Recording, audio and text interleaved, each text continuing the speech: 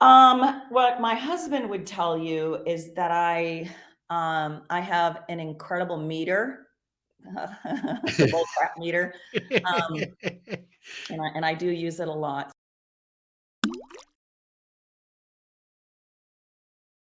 Guys, I'm super excited to introduce you to Linda Ginac. Linda is an entrepreneur that I've followed with great interest for a number of years. She is just one of the warmest and kindest people you could possibly ever imagine. I remember actually meeting Linda through a good friend of mine, and we at the time were working on a potential startup idea. She got on a call with us, and she just was so thoughtful with how she asked us questions, invested the time to help us really sort of tease the idea out. She was just so instrumental. And I just remember how kind and generous she was. She has proven to be that. She's a phenomenal CEO and business owner, but she's also a big contributor to the Austin community. And I'm so grateful to call her a friend. So I can't wait for you to get to know her, hear her story, because I guarantee you're going to be inspired by all of the ripples that she is creating. So let's dive in. Well, Linda, welcome to the Ripple Effect podcast. How are you doing today? Very good, thanks. Good to be here. I am super excited. As you know, I've been a big fan of yours for a lot of years, and I think you're one of these amazing entrepreneurs that people are going to learn so much about. But what I like to do, really, before we kick off, is really get some sense of kind of who you are and kind of how you became who you are. So I always am a big believer in kind of the origin story. So could you share a little bit of your background and your experience? Sure, sure. So I'm a Boston girl. Grew up, on the Northeast, and went to school in the Northeast. And when I got my first job out of college was working at a company called Digital Equipment, and I was like a marketing associate, pretty low level employee, like you would imagine coming out of college, Yep. and eager to do some great things, and ended up working there for about 8 years. Met Frank there, my husband, and he said, "How would you like to move to Austin, Texas?" And I thought, well, I don't know about that. And took a leap of faith, and we came here for a visit, and he got his job, and I said, "All right, I'm gonna change." And Yep. that was a little bit scary because I had been independent for so long, and to put some faith in someone else was it took a lot out of me. So Yeah. I moved here, and then I got my first opportunity here working for a startup. Um, and they were in the backup archival and retrieval space within fintech. Okay. And they were selling basically hardware, and they were running service centers. And I joined and said, "I think we could do this over the internet better." And we did, and they made a lot more money, and they ended up selling that company to Fiserv. And then I went to a company called PC Order, which in the day was, one of the great companies to Yeah. join. And when Internet boom at that time, right? Yeah. gosh, it One of the was, first yeah, ones. you could pick your companies of somebody was having an Yeah. IPO every other week, basically. And Yeah. Yeah. we went through an IPO there, and that was incredible as well. Learned a lot. And another startup. So lots of different startups. But the last startup that I was at was the dot-com bust, the opposite of the rise. Yep. And we had several layoffs. And I think we had, I don't know, 500 employees at that time, and we got down to maybe 50. Ooh. And it was that last layoff. I was like, gosh, that's like I'm burnt out. Like I Yeah. gotta go. And I've been helping people make transitions throughout. I thought, well, if I can market products and services, I can market people. Yeah. And Yeah. that was really the turning point where I went out on my own, started the Ginac group, and started providing career coaching services to people who were in transition. And that was really exciting. And I did that for 15 years.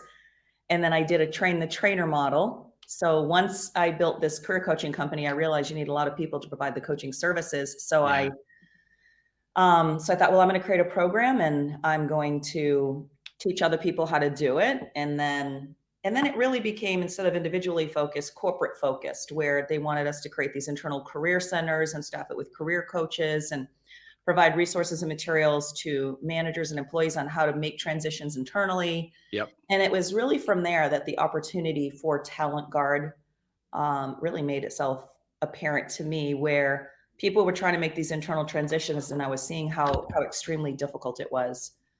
And I thought, well, there's two reasons. One is people don't really understand the talent and the skills that they have. Yeah. And on the employer side, they didn't really know how to define jobs in a way that would help people determine whether they were a good fit or not. Yeah. So started to take on the software that would do that.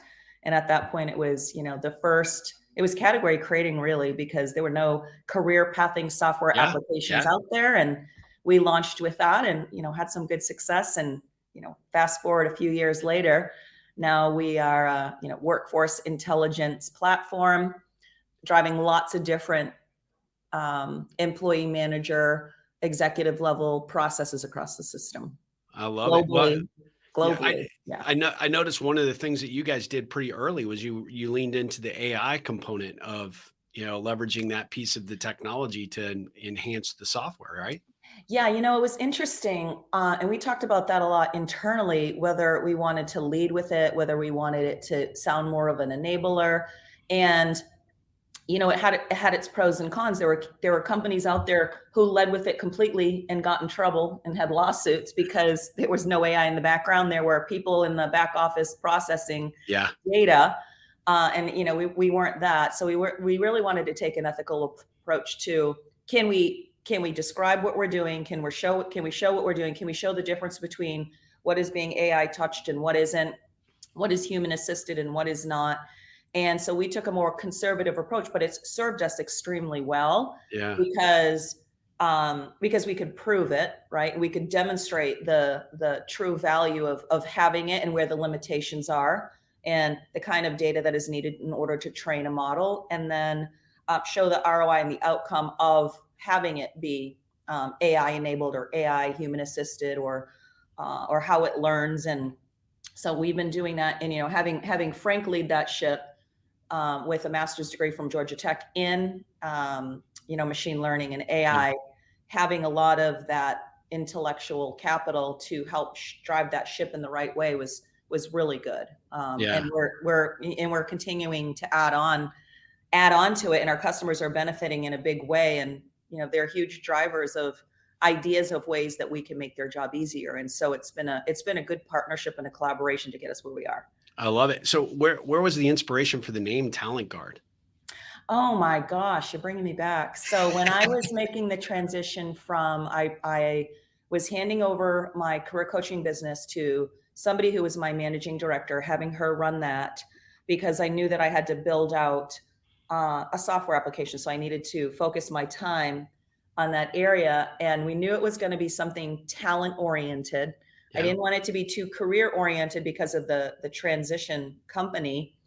And it was my head of documentation and I locked in a room, just sitting there drinking coffee, throwing names up on a wall.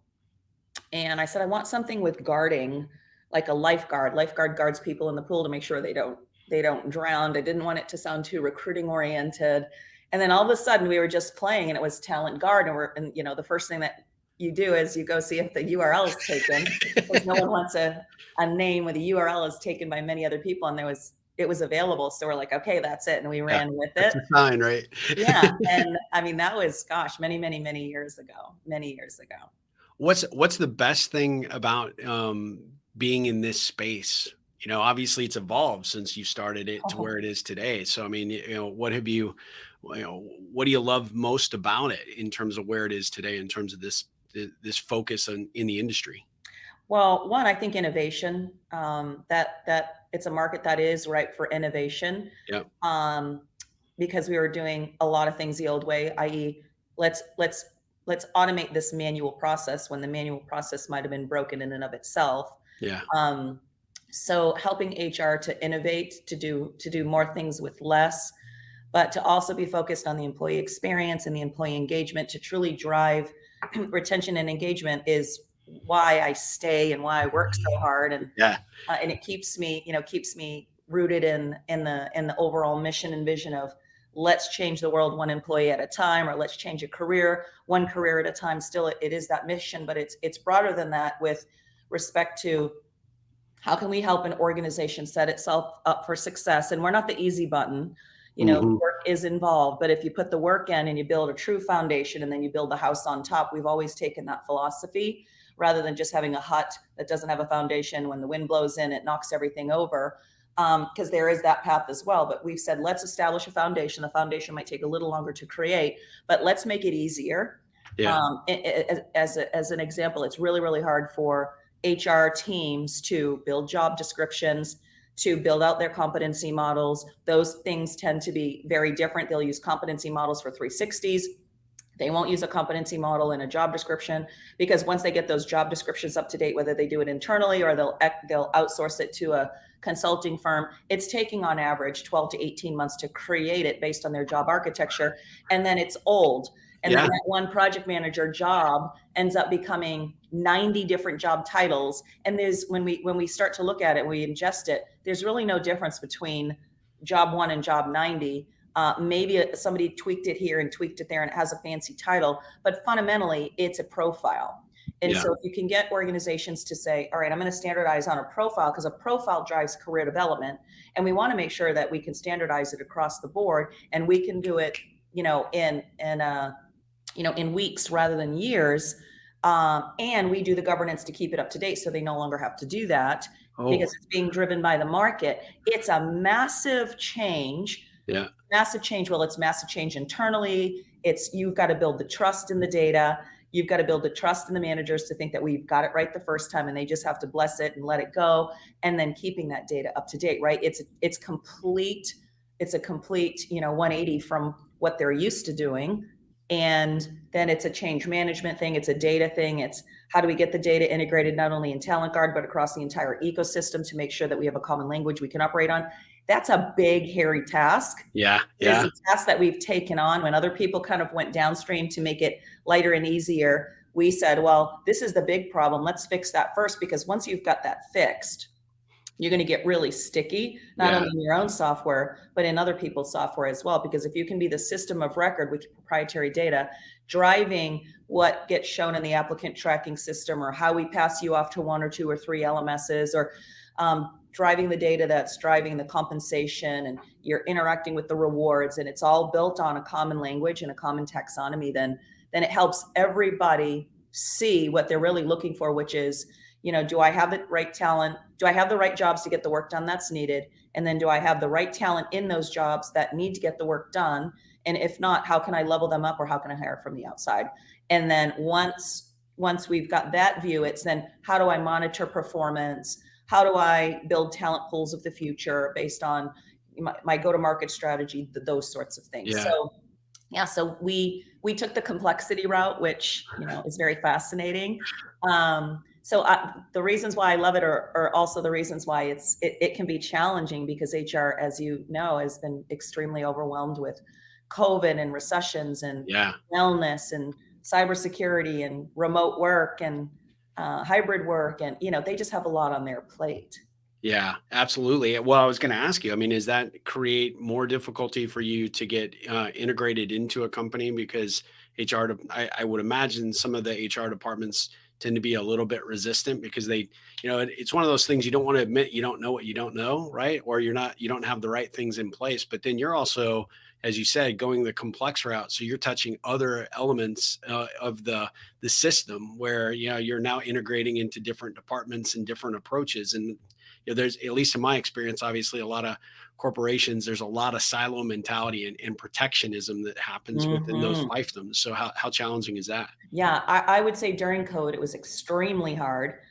Before COVID, we were more of the career pathing software. So, it had its pros and cons in terms of selling, because it was like a nice to have, the career pathing. We want to keep employees happy. The employee engagement survey said that they're not happy, that we're not doing enough for their careers. So that was good, but we wanted to get stickier and broader. So we thought, okay, well, if we touch this side of it during COVID, which we introduced, and we introduced the AI during that time, it's almost an easier sell now, because they've understood that career development and employee development is no longer an option, and employees aren't looking for just a catalog where they can do keyword searches and just engage in a single training, right? We have to be very mission critical or business critical with the ways that we're helping our employees develop, which means that an organization has to know what, based on your goals, what skills are critical to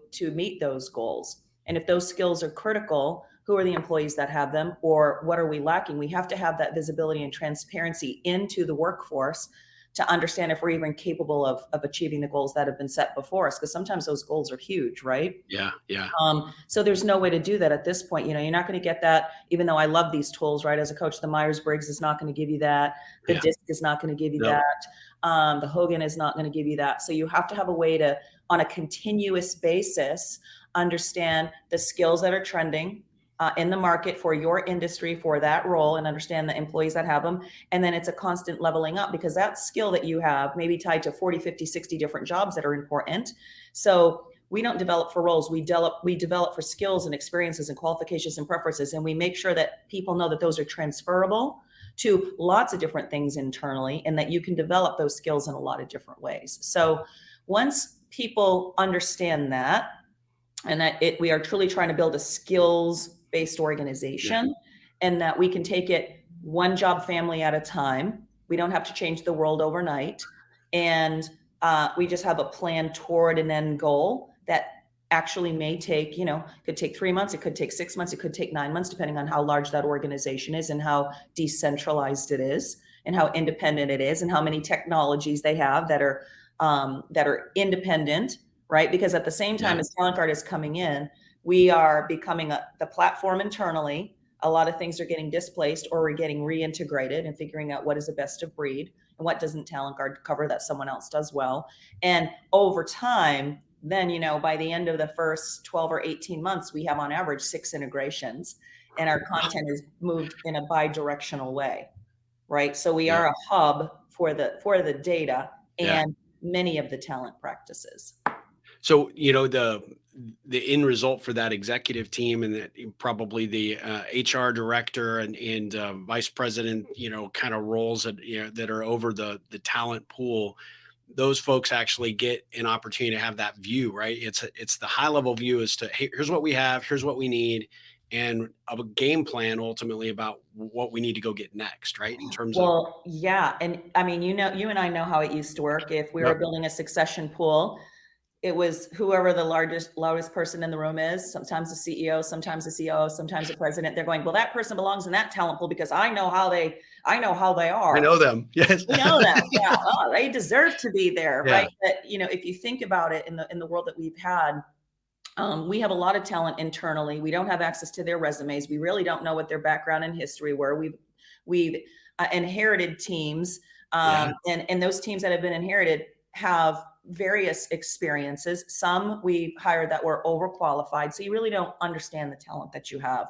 No one can, right? There's just too many facets to look at. So one of the great things, like in our talent planning, is you create a talent pool, and that talent pool can be based on a person, it can be based on a job role, and it looks at the data of each of those.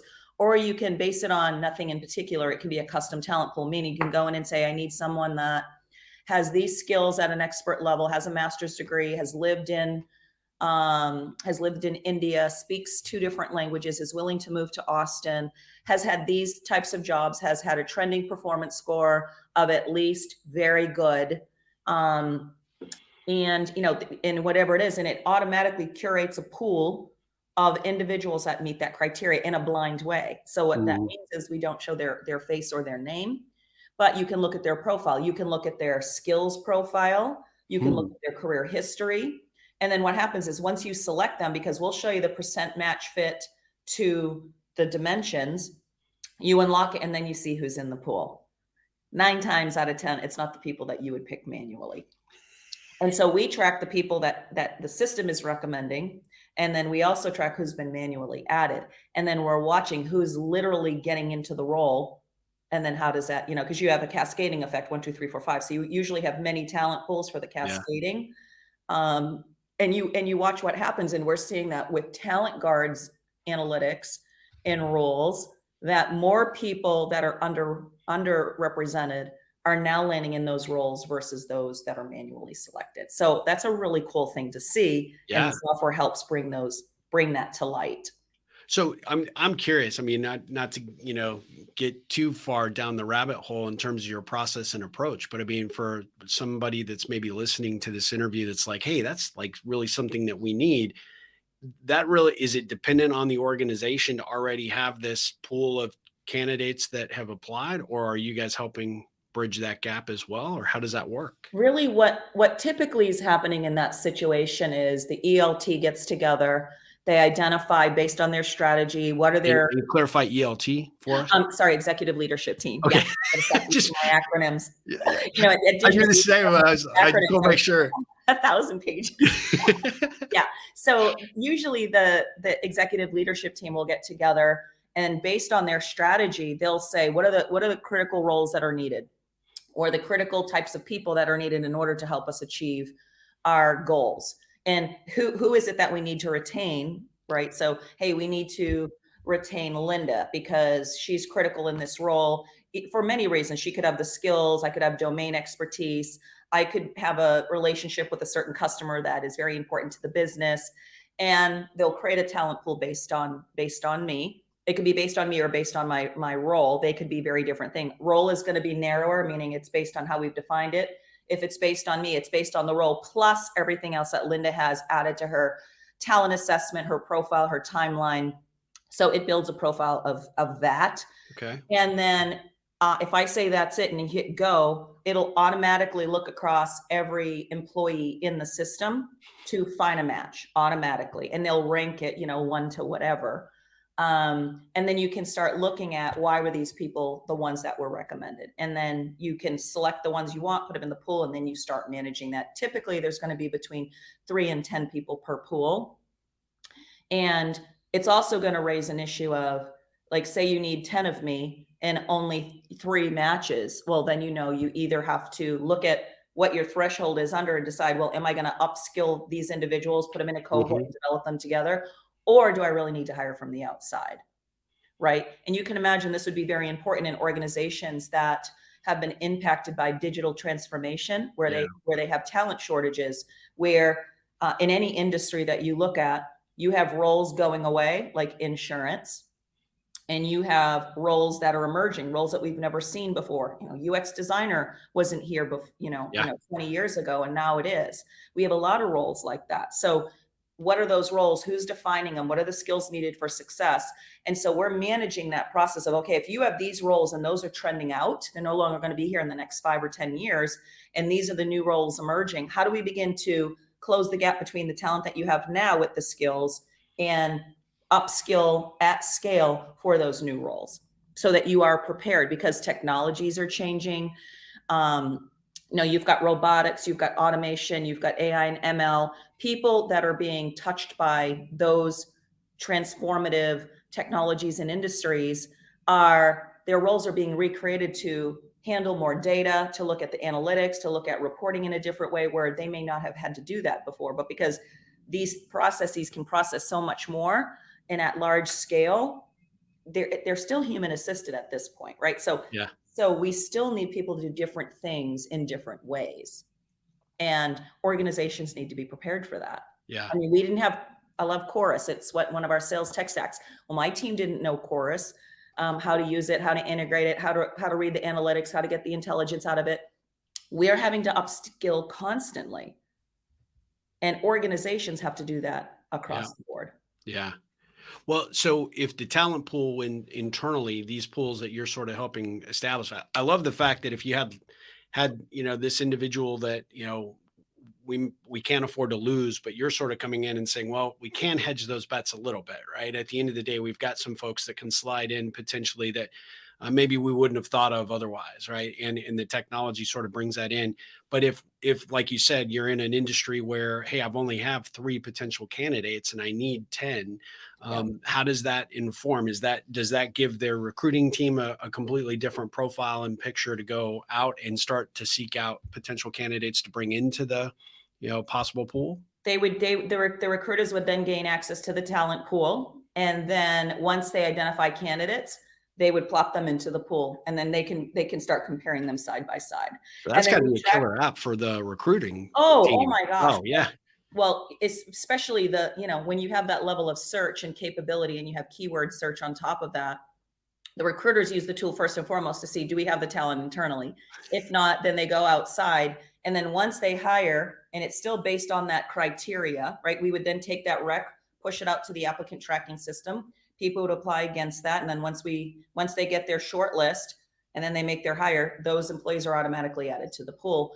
And then we know which ones were from our current supply and which ones came in from it outside. So then we can go, well, what does the ratio look like? And is that going to be a predictor going forward of a 70-30, 60-40, whatever that may look like? So we can begin to plan for that. Yeah. So I'm curious. So from the technology perspective that you guys have built out, it's the technical and the tactical, the skill sets and capabilities that the individuals have.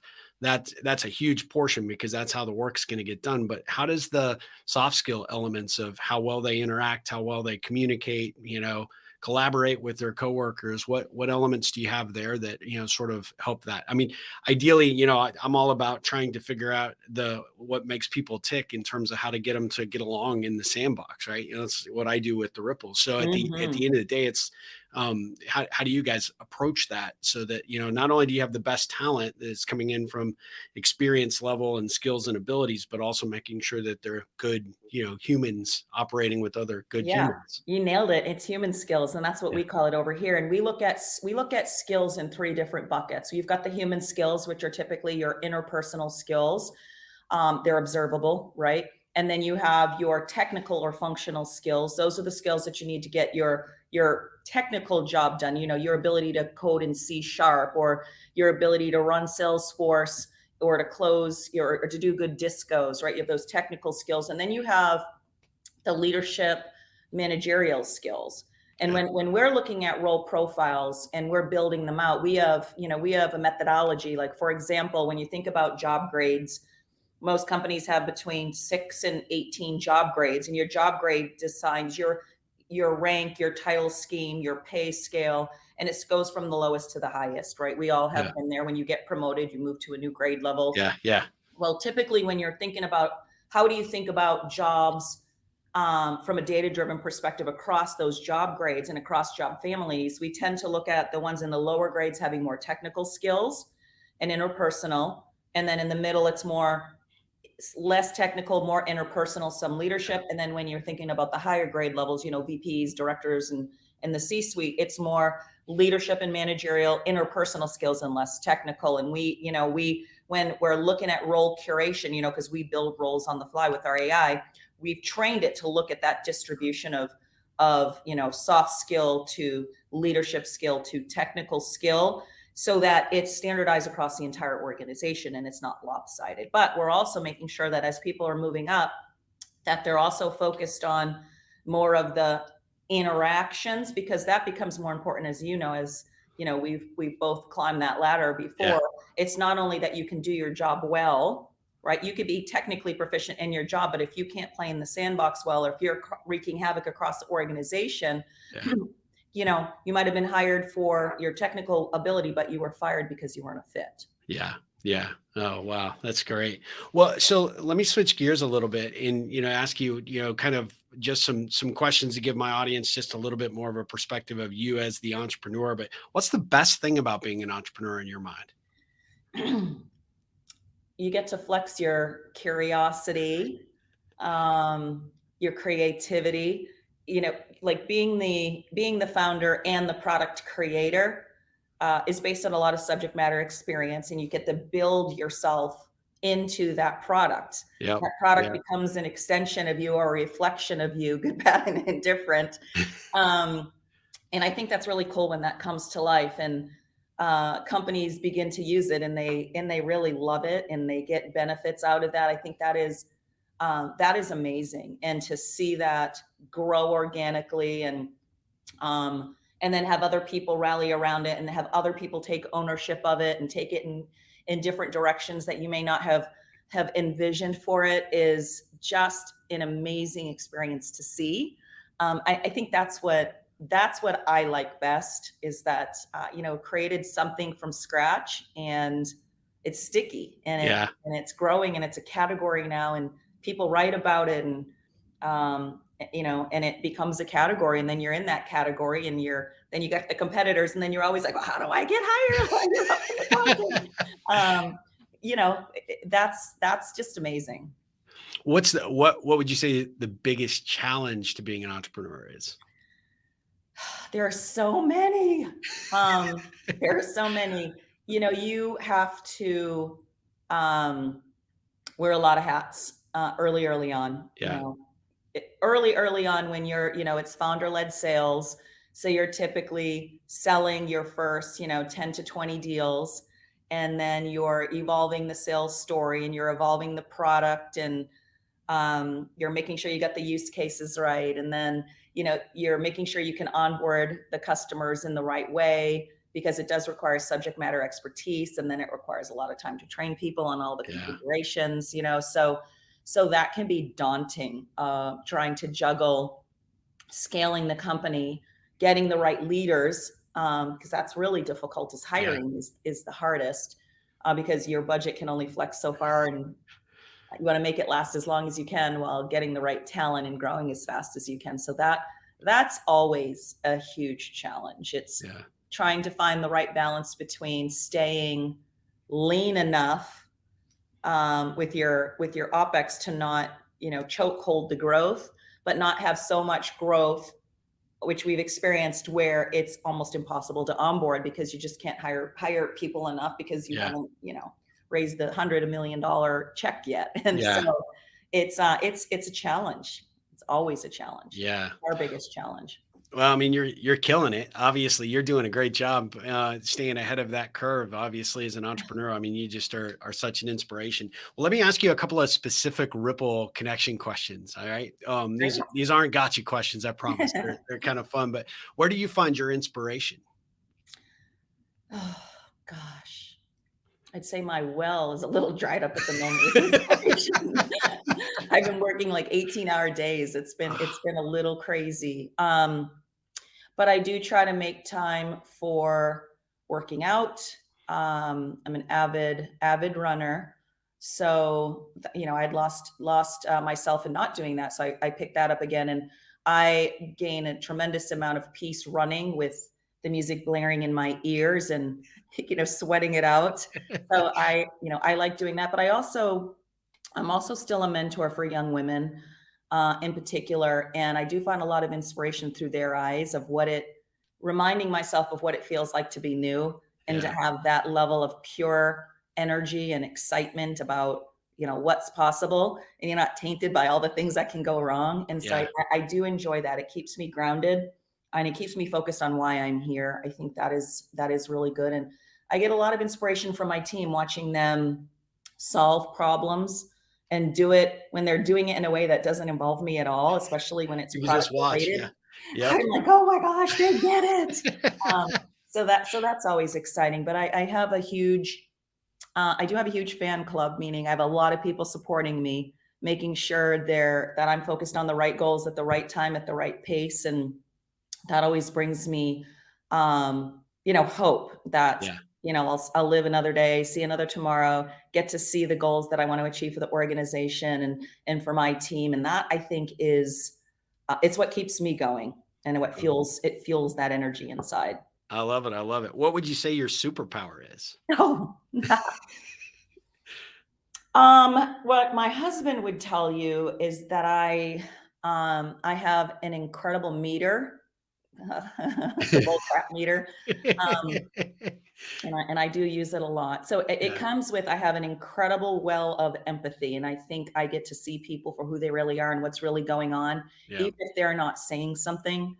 But what that also does for me is I can approach people and ask the right question, and it comes from my counseling and my coaching days, Yeah. to unlock something. Or when I'm in a deal, and it's that right at that moment, I with the customer as well, I can ask that question, that I can feel that reservation, or I can feel something that's holding them back, and I will ask the question because it just Yeah. comes into me to Yep. move the needle. Or something might be going on, with somebody that I'm close to, and I'll send the right text at the right moment, with the right kind of either inspirational note or love message or something, because I'm open to those messages coming in Yeah. or being Yeah. received or sending them out.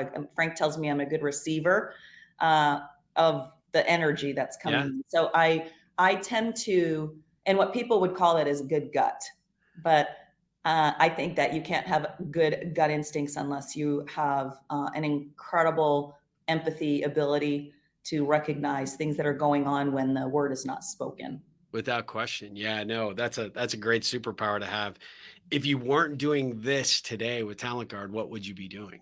I ask myself that a lot. Maybe too often, right? I'm like, it's funny because I come up with all these like little business ideas all the time about, oh, that could be a cool product, but they tend to be product oriented of, oh, I could just create this product or that product, or hey, I thought about that 10 years ago. I should have come up with it, but I thought it was stupid. Yeah, I yeah, think it would be some type of really easy product that you sell and it's physical.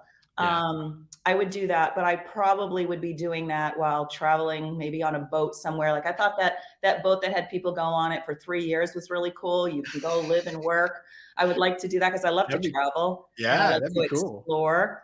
So I would be doing something that's 100% traveling oriented. I'd probably sell my house, sell everything that I have, and go on some stint working and traveling and living in different places for extended periods of time. And you're taking Frank with you the whole time, right? I'm just I would. I think I'll let him come. After working I together. don't want him to see this and all of a sudden get nervous. Yeah. Ooh, yeah. I've been working. Well, one, I've been married 30 years. We just had our 30-year anniversary. Congratulations. Yeah, but for the last, I think, 15 years, we've been working together, Yeah. and then we worked together through COVID with kids in the house, and I wanted to, pop off a few times, and so, you have to learn to go find your quiet space, but we're Yeah. still together and doing well. That's So good. That's really that's a good. good thing. Congratulations. Yeah. I celebrate our 30th anniversary this October. So Oh my yeah. gosh, Right. that's amazing. Well, Yeah. we'll have to get the 30 years together Yeah. and go do a I happy hour. mean, anymore, that's so rare, right? It So really is. yeah, Yeah. it's awesome. Well, so you said you like to run and then you pop the music on. So what gets you super pumped? What kind of music are you listening to when you're pumped? And then what kind of music do you listen to when you got to be hyper focused? My husband says I listen to crying music, but to me, that's like Adele, prayer rate writings. I like music that elicit a lot of emotion. Because sometimes when I'm just so focused, I just am, I'm like a block. I just keep Yeah. going and I don't let any emotion in. So sometimes the music that has a lot of feeling is releasing for Yeah. me personally. So I'd be listening to that normally when I'm running, when I'm angry, like if I've had a bad day, something happened, the customer was, upset because we didn't put an enhancement out or we didn't, do something right, or a customer, usually it's about customers saying, hey, you're not moving fast enough. And Yeah. that drives me crazy. I'll listen to some really old hard rock like AC/DC, Twisted Sister, and just kind of Yeah. working out that anger. And then I end up running really fast and I can't breathe. My face is swollen red, and people are looking at me like, "Are you going to have a heart attack?" And but it feels really good at the same time. And then then I'll go have a glass of wine, and it's all good. It's all good. I love that. Yeah. We have similar music tastes. I like that too. What's the best piece of advice that you've been given and how do you use it? Oh gosh, I've had so much good advice over the years. I mean, I really have some great coaches. Um, I think Krishna has given me amazing advice about making sure you're planning for the long haul and not just for the next day. So, managing your growth wisely and making sure you have the right people at the plate.